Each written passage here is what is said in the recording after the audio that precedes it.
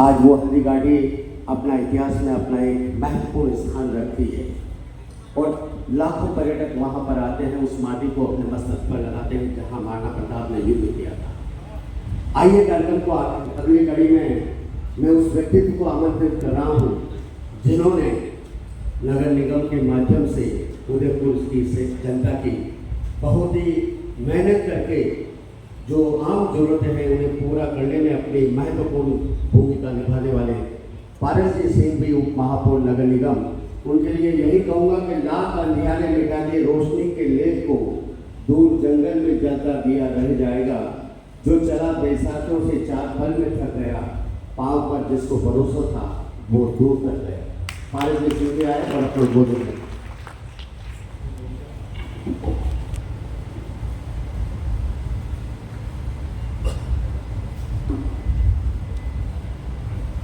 हिंदुआ सूरज महाराणा प्रताप के चरणों में शत नमन। हम सबका सौभाग्य है कि हम मेवाड़ की वीर भूमि पर अपन ने जन्म लिया। हम सब गौरवान्वित भी हैं कि आज महाराणा प्रताप की 484वीं जन्म जयंती बहुत धूमधाम के साथ में उदयपुर शहर के अंदर मना रहा है। आज के कार्यक्रम के मुख्य अतिथि परम सम्माननीय पोखरण के विधायक और आदरणीय महंत प्रतापपुरी जी महाराज साहब के चरणों में शत नमन। आदरणीय कानावा साहब, मेवाड़ क्षेत्रीय महासभा के अध्यक्ष, आदरणीय विधायक दाराधन जी भाई साहब, आदरणीय प्रेम सिंह जी, आदरणीय चंद्रवीर सिंह जी, मंच पर विराजमान सभी सम्मानित अतिथि महानुभाव, पिछले कई वर्षों से नगर निगम और महाराणा प्रताप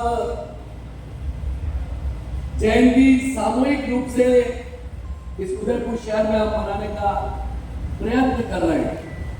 मैं प्रयत्न शब्द इसलिए बोल रहा हूं कि जब जयंती मनाने के पहले हम सभी समाजों की मीटिंग करते हैं, समाज की ओर से निवेदन करते हैं, आग्रह करते हैं, विनती करते हैं और यही निवेदन करते हैं कि जिस उदयपुर में हम जन्मे, मेवाड़ में जन्मे और उस महाराणा प्रताप जो हिंदुआ सूरज के नाम से जाना जाते हैं, उनकी जयंती मनाने के लिए हम उदयपुर शहर की सड़कों पर शोभा यात्रा के रूप में निकलने का प्रयास करते हैं। वो प्रयास शब्द भी इसलिए बोल रहा हूं कि जब लोगों से पूछा जाता है कि शोभा यात्रा भव्य है या कैसी है, तो लोग कहते हैं अच्छी है, भव्य नहीं कहते।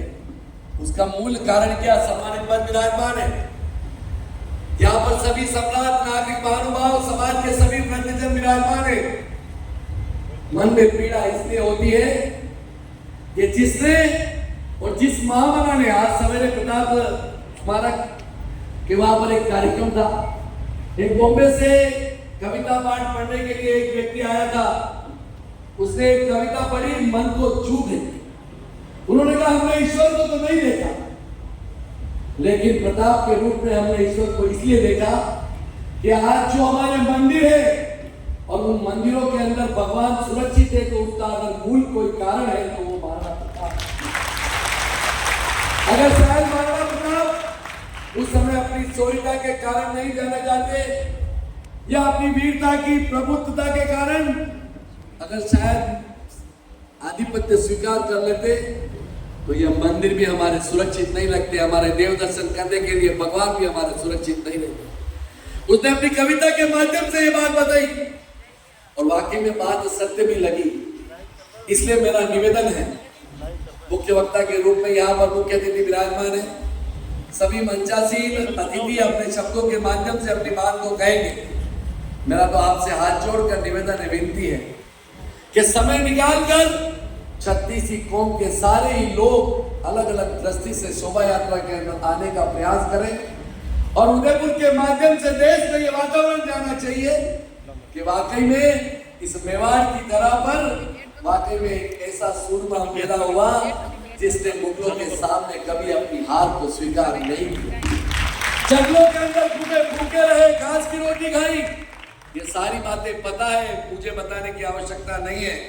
हम सब महाराणा प्रताप की शौर्य गाथा को एक बार नहीं अनेकों बार पढ़ते आए हैं, लेकिन मेरा आपसे निवेदन है, मैंने पूर्व बैठक के अंदर भी एक बात कही थी, आज मैं पुनः निवेदन करना चाहता हूं, लोगों के मन में, जनता के मन में यह धारणा निकल जानी चाहिए कि यह शोभा यात्रा, यह रैली, यह जुलूस राजपूत समाज की शोभा यात्रा है।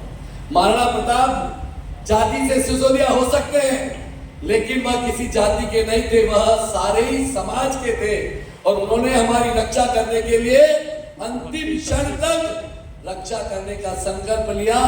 इसी की आज जयंती हम बहुत धूमधाम के साथ मनाने के लिए यहाँ पर एकत्रित हुए हैं। मेरी वाणी में अगर कुछ कह दिया हो तो क्षमा करना, लेकिन मन को दर्द इसलिए होता है, एक समाज की छोटी सी शोभा यात्रा के हजारों की संख्या होती है और आज हिंदुआ सूरज महाराणा प्रताप की जयंती के लिए लोग उमड़ने चाहिए, लोग सड़कों से निकलने चाहिए। यह निश्चित रूप से हम संकल्प कर रहे हैं। चंद्रवीर सिंह जी भाई साहब, उसके पहले प्रेम सिंह जी साहब, सबने अपनी मेहनत के आधार पर निश्चित रूप से काम करते हैं, लेकिन हम सबका कर्तव्य बनता है, हम सबका नैतिक दायित्व बनता है कि यह जयंती इस तरह से मने कि उदयपुर की सड़कों के ऊपर पांव रखने की जगह नहीं मिले, तब निश्चित रूप से हम सच्ची श्रद्धांजलि महाराणा प्रताप के चरणों में दे सकेंगे। उन्होंने यहाँ पर आप सभी जने पधारे, मैं उदयपुर की जनता की ओर से महापौर होने को, उपमहापौर होने के नाते आपका बहुत बहुत हार्दिक स्वागत करता हूँ, अभिनंदन करता हूँ, आपके चरणों में नमन करता हूँ, अपनी वाणी को विराम करता हूँ। जय जय, धन्यवाद। पादक जी सिंह साहब का बहुत बहुत धन्यवाद। मंच पर आसीन